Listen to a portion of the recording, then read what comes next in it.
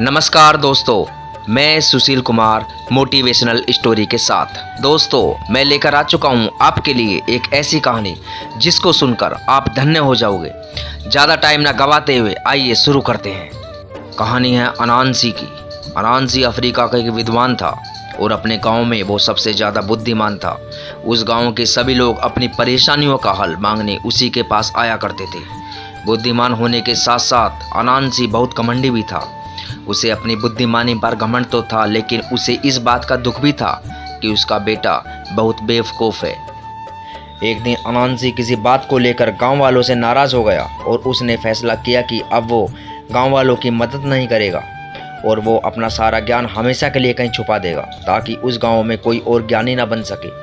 उसने अपना सारा ज्ञान बटोरना शुरू कर दिया। जब उसे लगा कि उसने सारा ज्ञान बटोर लिया है तो उसने उस ज्ञान को मिट्टी के घड़े में अच्छे से बंद कर दिया। अब वो ज्ञान से भरे उस मटके को ऐसी जगह में छुपाना चाहता था जहाँ से वो ज्ञान कभी किसी को ना मिल सके।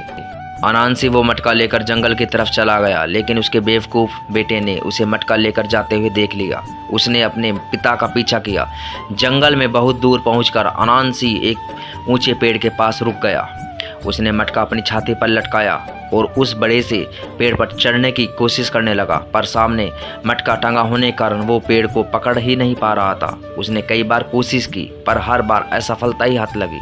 कुछ देर तक बेटा पिता को देखता रहा। फिर वो चिल्लाकर बोला, पिताजी, आप मटके को अपनी पीठ पर क्यों नहीं लटका लेते? इससे आपको पेड़ पर चढ़ने में आसानी होगी। अनानसी मुड़ा और बोला, मुझे तो लगा कि सारा ज्ञान मेरे पास है।